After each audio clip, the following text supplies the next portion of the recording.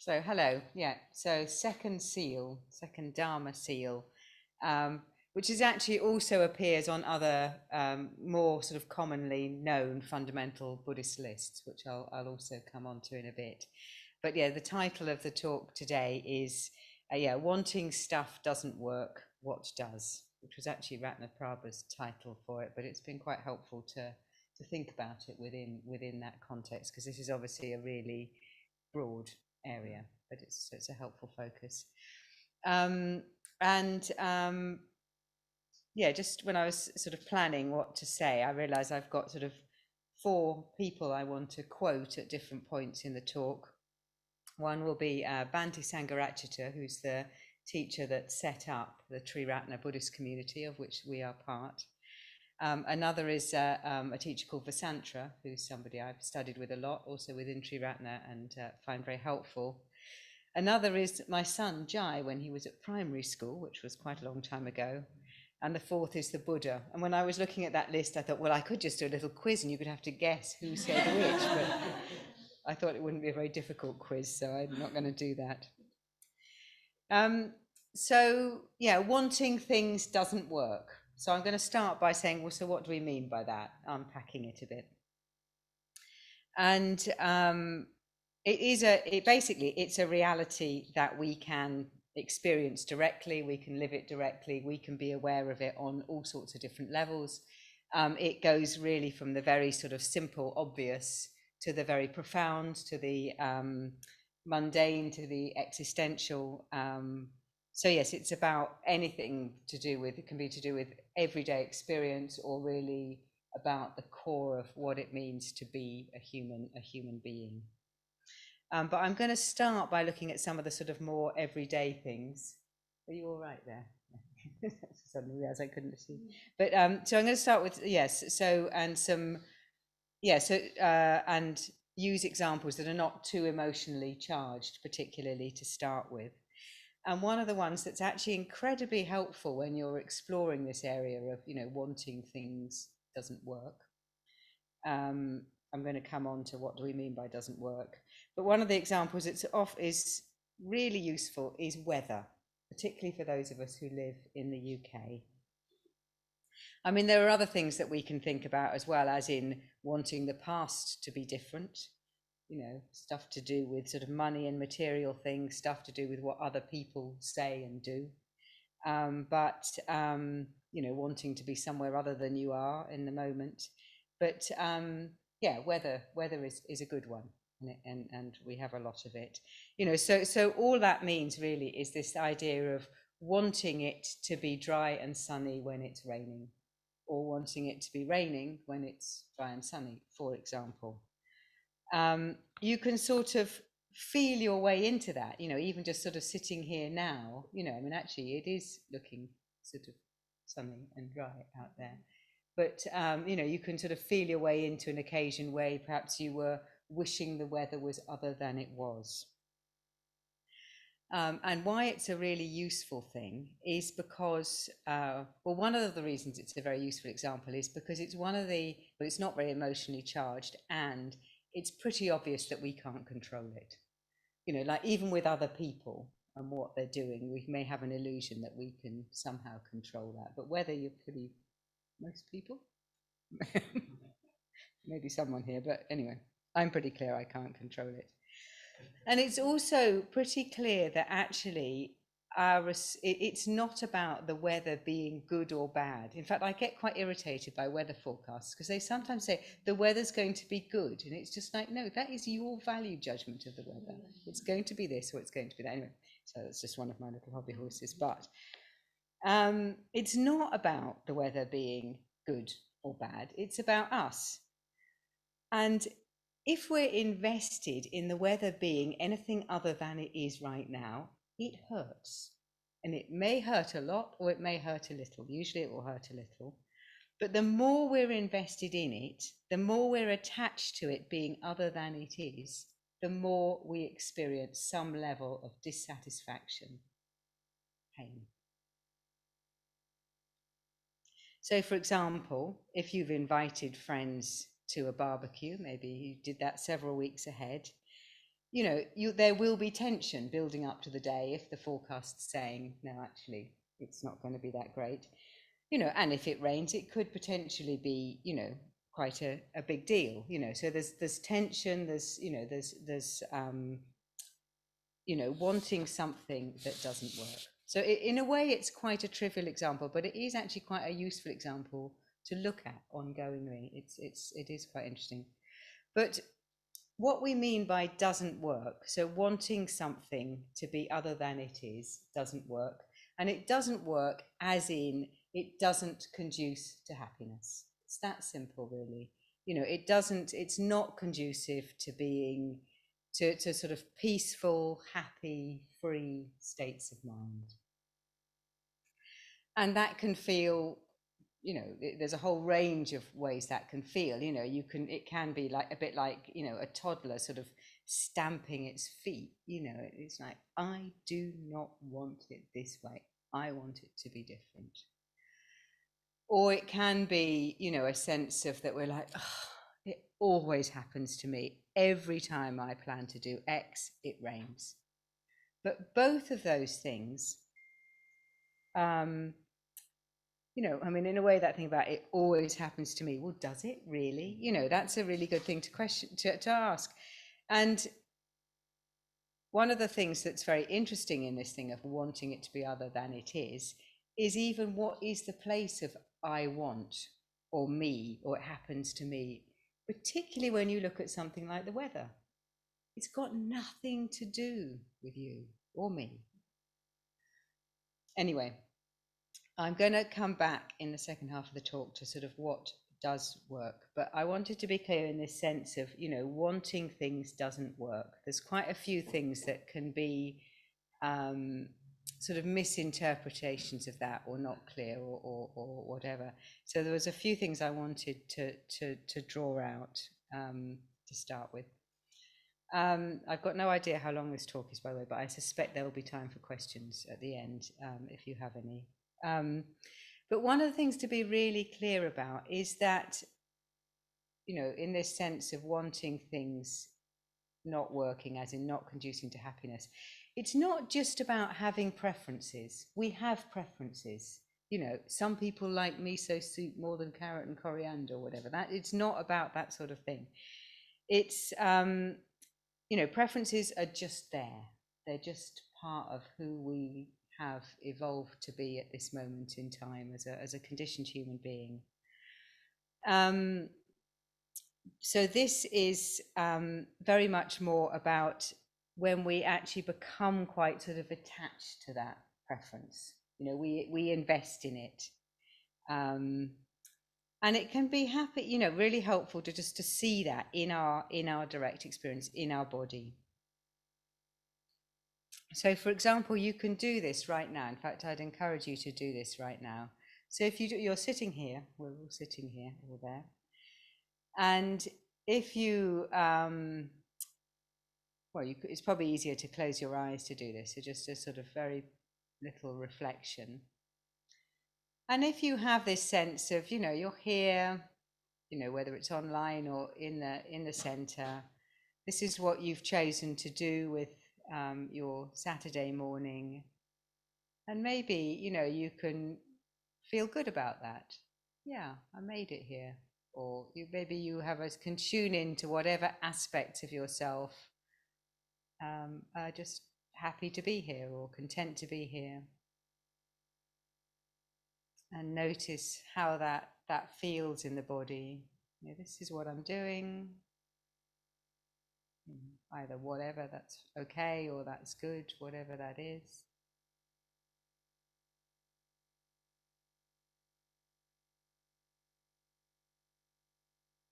Let's notice how that feels in the body.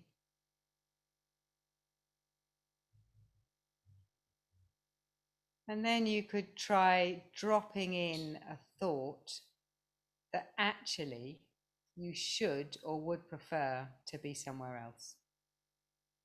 You should be getting on with something else, or actually the weather's nicer than you thought it would be, so maybe you should have done something that was outdoors.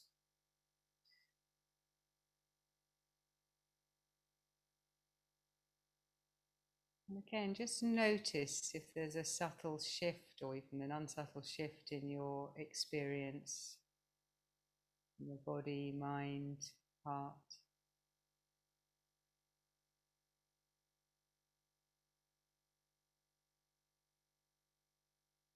So just notice if there's any sort of restlessness or tension introduced, any sense of unsatisfactoriness. Okay, so just letting that go, or maybe you could actually reintroduce the yes, I'm happy to be here before you let it go, because that's probably better to stop on. Opening your eyes. So could anyone experience any sort of shift to a slight sense of unsatisfactoriness in some way when you introduce that I should be somewhere else where I want to be? Some nods around the room. So that's what we're talking about, and that's what the second seal is talking about. And it's you know, what a lot of you, if you've done any Buddhism before, you'll be familiar with the term dukkha, which is really fundamental in Buddhism, as well as being the second seal in this particular list that we're studying this autumn. It's also the first noble truth. Dukkha exists, the nature of existence. It's also the third of the three lakshanas, which are also another list for describing just how things are. It's, you know, and it's a very sort of universal truth. It's what we're looking at.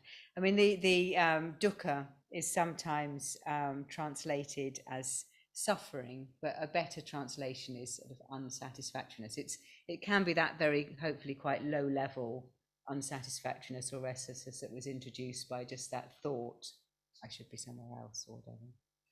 And yeah, I mean, the sort of direct translation is of, it's like of an ill-fitting cartwheel. So this idea that, you know, because of the Buddha's time, it was ox and cart, for example, and the idea that one of the wheels of the cart is slightly misaligned, for example. So there's just this, you know, a bit of a clunky, it's not quite right, it's not all smooth, it's not all as you want it. So that's the sort of sense of dukkha being the nature of things. So that sense of, you know, just wanting things, you know, doesn't work. It gives this unsatisfactoriness. And it's not about, you know, like we just did that practice, the meditation practice of a heart wish, you know, sort of tuning into our heart, you know, quite fundamentally and thinking, so what's the heart wish? What do I want, you know, for myself, for the world, for others? You know, that, you know, when we're sort of tuning into that and we don't get attached to, yeah, I really do want that, or yeah, well, it should be like that. That just when you just, if you just have a sense of that open heart wish, that there's no dukkha in that, you know. So it's not about that sort of a wish, you know, that we can have, you know, a longing, you know, a positive longing, a positive wish, a heart wish, you know, until we sort of attach to it and in that way, in that sort of grabbing hold of it, yeah, it should be that. It doesn't have that sense of unsatisfactoriness with it. And also, to be clear, you know, we're talking about, so wanting things doesn't work, but nor does repressing wanting things. You know, that thing about, you know, just like, yeah, I'm not going to go there, or I'm just not even going to think about that.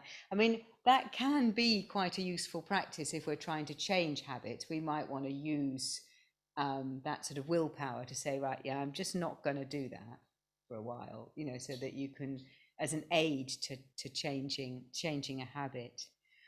But long term, you know, just saying, I'm not going to go there doesn't work, you know. Just shutting down aspects of ourselves by willpower is not a good long-term strategy. You may have tried that at times in different areas of life and found that for yourself. Yeah. So, you know, so for example, you might have that thought, you know, in the little reflection we did of, you know, I want to be somewhere else, gives rise to a sense of unsatisfactoriness, which can then lead to another thought, which is, I shouldn't be thinking about that. I shouldn't go there. I shouldn't.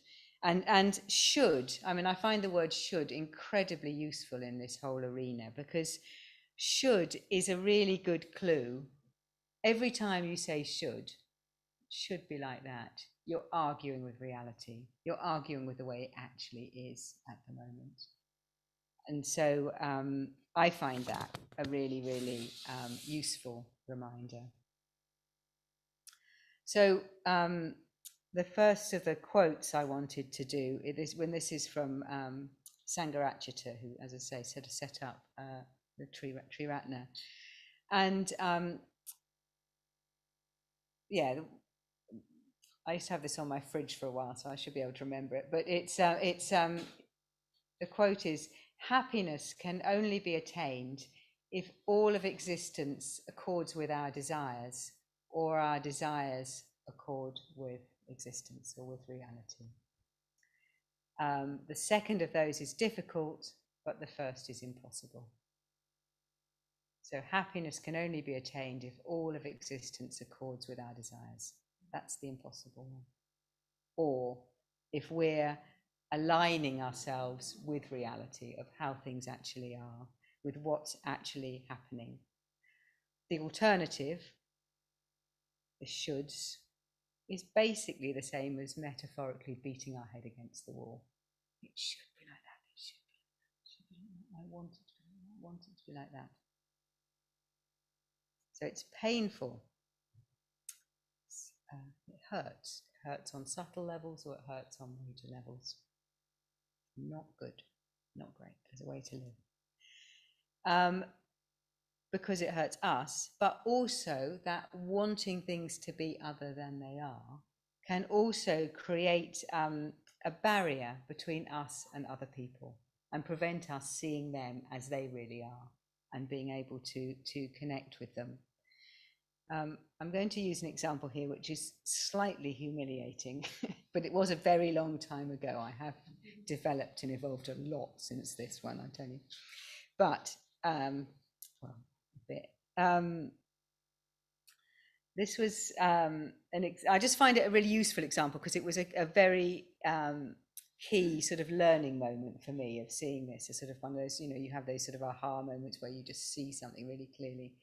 And it was about 20 years ago, and I was on a retreat at Taraloka, which is a retreat centre for women in Shropshire. Wonderful place, highly recommended. And, quite often if you go on a retreat, particularly for sort of a week or so, you might have a group that you meet with, to sort of check in at the beginning, and maybe a couple of times through it, and check out at the end. Usually sort of, 5 or 6 people. Anyway, in my group, there was this woman, and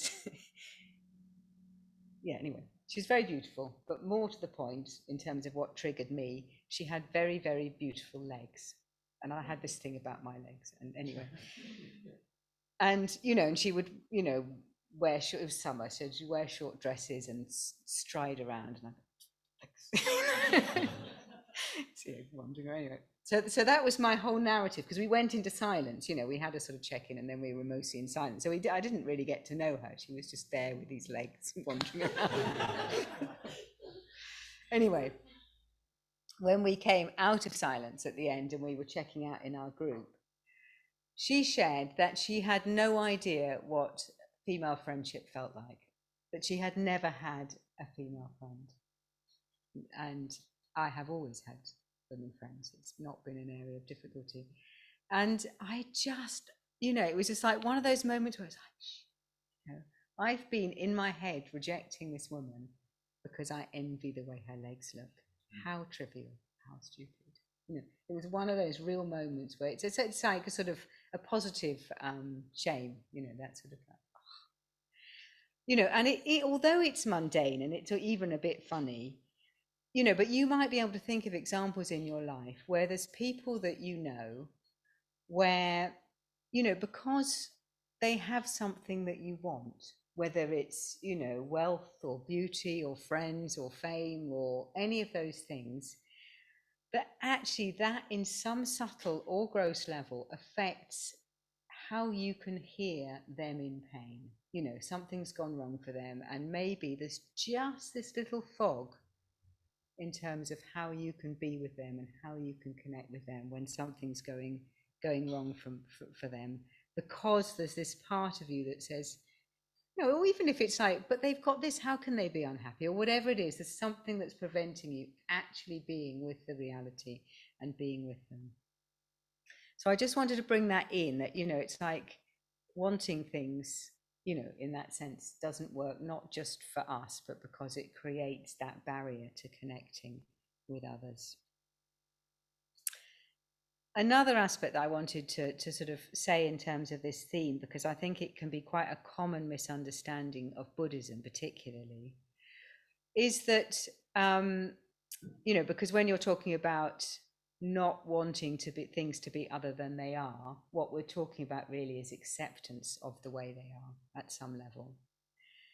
And that can sort of sometimes lead to a misunderstanding of Buddhism or that view, that we're not trying to change things, which is not the case. It's not about not being active in the world. Quite the reverse, if anything. Buddhism also has a really, really strong emphasis on compassion, for example. And I love the word compassion, because it's like, you know, from a Latin in a way, it's like compassion, with passion.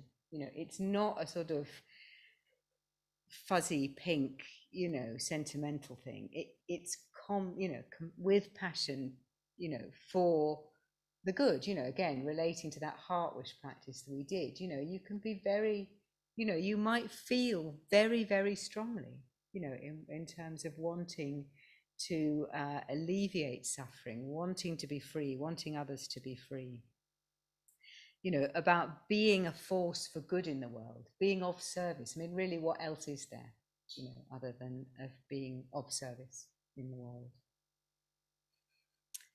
But accepting how things actually are is a really helpful first step to enabling that. It's energetically better. That's what I tend to feel, you know, it's energetically better. It's basically about standing in, okay, this is how it is right now. This is the present moment experience. And that gives some solid ground on which to stand.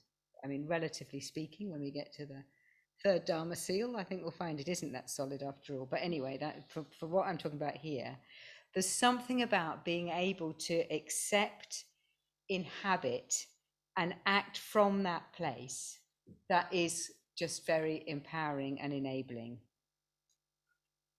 So the alternative really is, I mean, there is an aspect where it depends how you define the word anger, where anger at how things are can be just an energetic force. It can be what's termed virya, you know, sort of energy in pursuit of the good. So that's, but it depends how you use the word anger. But what I'm talking about is, it's more that when it turns into being, for example, outraged or railing against the way things are, or righteous indignation. I mean, that's a term we use quite a lot in Buddhism, but it's a great one. You know, righteous indignation is something that you probably have experienced. You know, but any of those flavors really, where you can feel the sort of the tightness in your body, the stress, and it's harder to be clear and it's harder to be kind, you know, from that place. And also, it's not a good use of energy. I mean, one of the quote, the second quote, which is from Vasantra, who's a very helpful Triratna teacher. And I remember him saying at one point, I can't remember in what context, that he didn't feel he could any longer be shocked by anything a human being could do to another human being. And in some ways, you think, gosh, how sad, and why not? But actually, when I was thinking about things, I thought that's incredible, because it's a very deep level of acceptance. You know, of that sort of, we talked about stained, wasn't it, is the word they use in the Dharma seals, you know, that's that sense of, you know, when we're driven by greed, hatred, and delusion, which is the way it's put in Buddhism. But for example, fear, you know, when people are driven by fear, or they feel they're threatened, or they feel something they value is threatened, you know, people, you know, can do all sorts of things. And to accept that is actually just very empowering. It's a very, very good, solid ground place to be, because it's not using up energy and all of that. But how could they, you know, that is just a lot of use of energy. So, you know, part of the path, I think, you know, with Buddhism is that thing about, you know, just the, you know, the path of awareness, of kindness, of just being able to respond, you know, respond freely.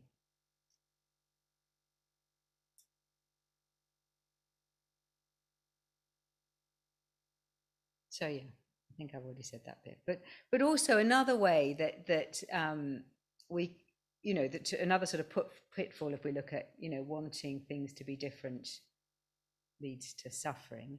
I mean, there is also an area where, I mean, it is very much about attaching to things being other than they are. I mean, for example, I have a sort of mind that tends to reorganize things that don't seem to be working that well. It's just a sort of thing it does.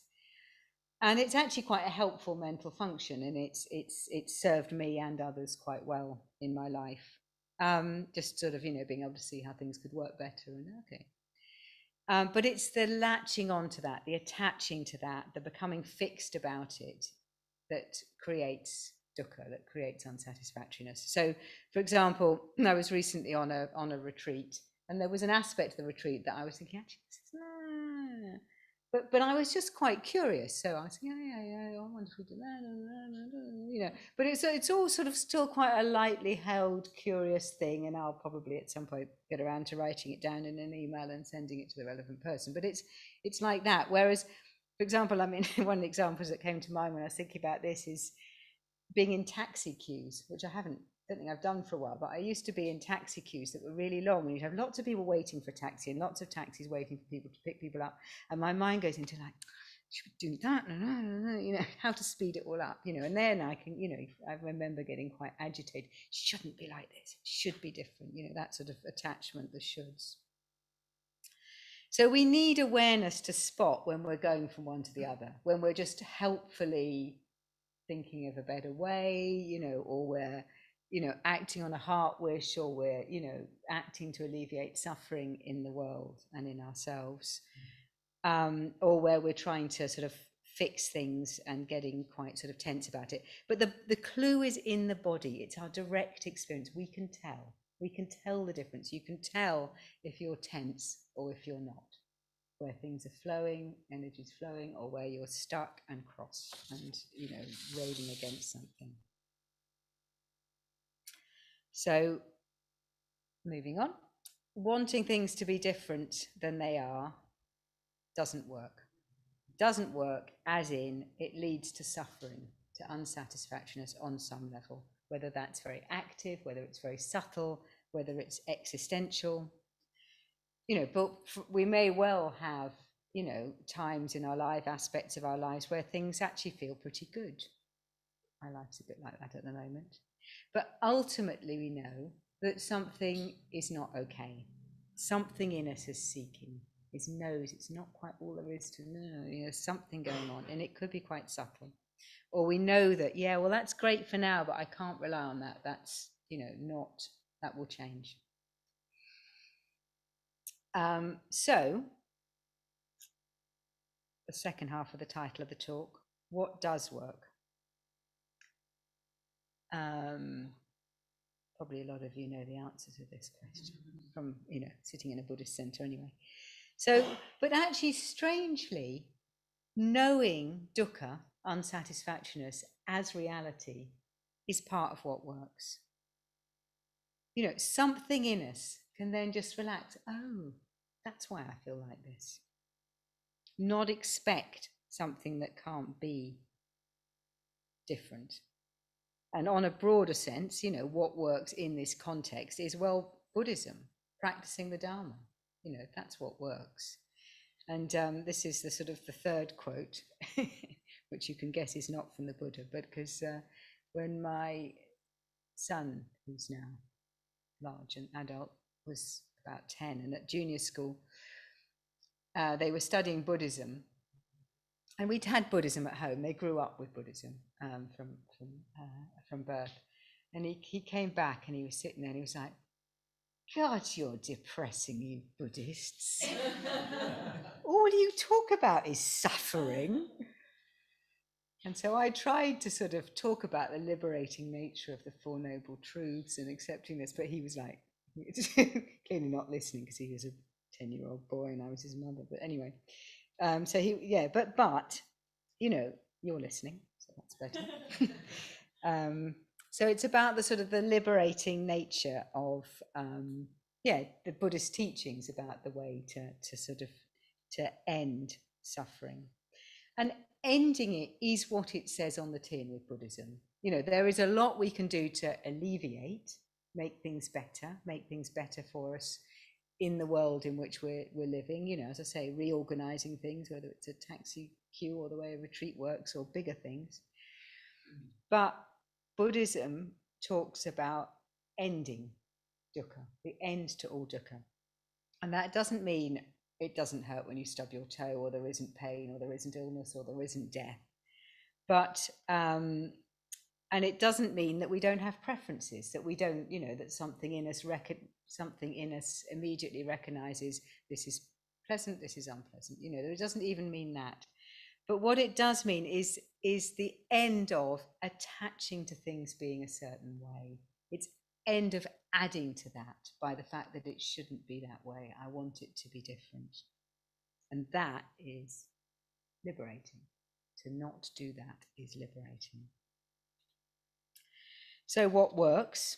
You know, well, there'll be lots of things that work, but we're in a Buddhist center, and what works, you know, in my experience and that of many other people, is Buddhist spiritual practice, you know, including meditation, understanding the teachings of the Dharma, observing all of this in our direct experience. You know, so meditation can help give us a calmer mind. It can help give us more perspective, and then we can see the nature of things more clearly and more directly. And you know, depending on how deeply that affects us, you know, when we see, you know, the four Dharma seals, or the three lakshanas, very sort of similar lists, when we see that directly and deeply, we see that everything is, you know, a flow, it's ungraspable, it's not the sort of solid reality, there's not a solid me I need to defend from a solid you, you know, then we stop doing it. We stop wanting things. We stop trying to grasp things that can't be grasped and to have things that can't be really had in any substantial way. And we can relax. And not relax as in, you know, zoned out on the sofa relaxed, but more relaxed, you know, like when you think about, if you're aware of Tai Chi or something, that sort of relaxed stance where things can sort of come at you, or if you've done any martial arts, I suppose it's like things can come at you and there's just a relaxed stance, you know. Yeah, it's yeah. So not about sort of me or mine or I want or I don't want. And when our energy's not caught up in all of that, it's much more available just to respond to whatever's arising moment by moment. You know, and one of the things that's often been in my mind over the years, which I find inspiring in terms of a motivation to practice, it's like, well, imagine what it would be like if you could trust yourself to respond totally appropriately to whatever arose, whatever came up in your life or with people. And I find that just really inspiring. You know, there's nothing between, you know, sort of me and just responding wholeheartedly and totally appropriately. And in many ways, and often, I do this, you know, sort of friends or others that, you know, have something going on, you know, mostly I can trust that when they say something that actually I can pretty quickly or immediately just go into being, you know, totally present, put aside, you know, me, mine, you know, well, you shouldn't be thinking that, you should be thinking that, blah, blah, blah, and just listen and respond. I mean, obviously to the limits of my skills, you know, obviously it doesn't, you know, and capacity, you know, that's still limited.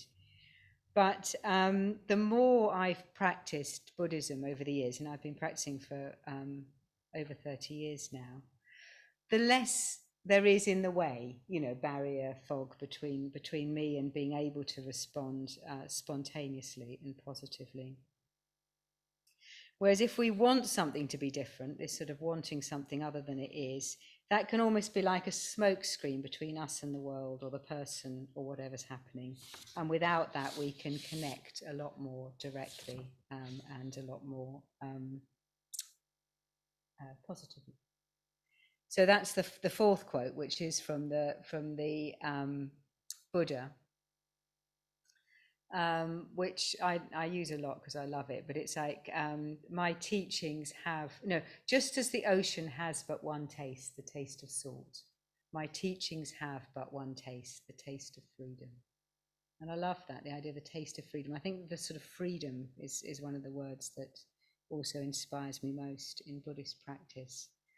And that's what we're looking at, is freedom from that wanting things to be other than they are, that sort of unsatisfactoriness that comes back to that. So I'm just about, just got a couple more minutes, but I wanted to sort of end by coming back to the British weather.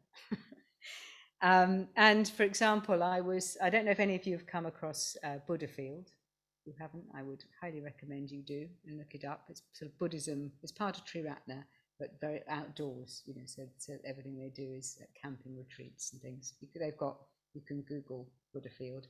But I was co-leading one of their retreats earlier this year in June, which was what's called a yatra, which I hadn't done before. It's a walking retreat. So you're walking and camping. And it was wonderful.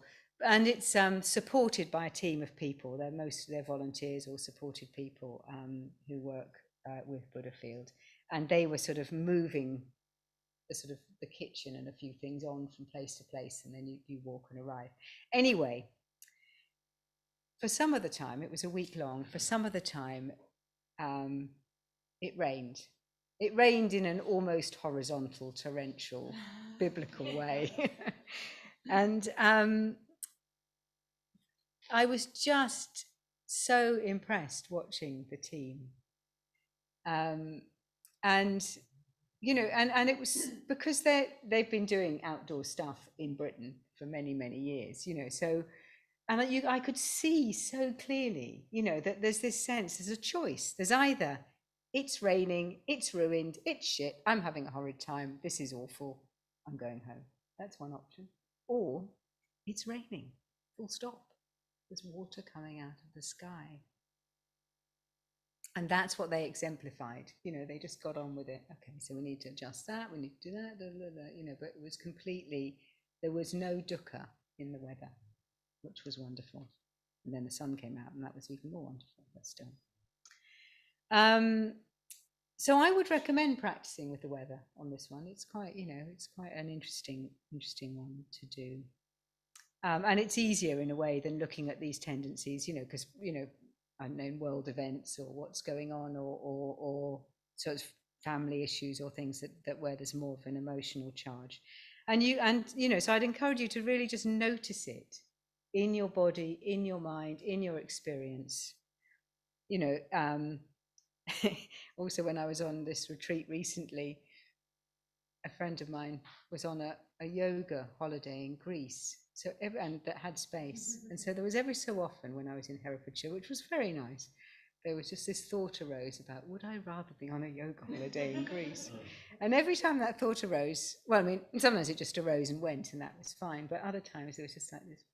Then it's this sort of, again, this sort of subtle dukkha. Anyway, but that's what you can notice. You can notice it in your body, and practice really helps. I know, that's a thought, and it's quite interesting to see. Oh, that's just a thought, or it's an image. Got an image of blue seas and blue skies. It's causing pain. That's how weird. Anyway, but it only causes pain if you sort of latch onto it and start building a different reality and wanting that one. And it's pointless. Ultimately, it's pointless. It's not just that metaphorically beating your head against the wall, but it's not a good use of time and energy. And that's something that's become increasingly clear to me. I mean, I'm sort of emerging from about 16 months of long COVID, and I've been emerging for a long time, but it's been very, very interesting to have limited energy. I've never had limited energy before. I've always had plenty of it. And it's really been an absolute gift to notice and value how we place our energy, what we do with energy and what I do with my energy, and not wanting to expend it on, you know, wanting things to be other than they are and railing against that, etc., etc. So in conclusion, wanting things doesn't work. What does? Oh, the Dharma, Buddhism, practice.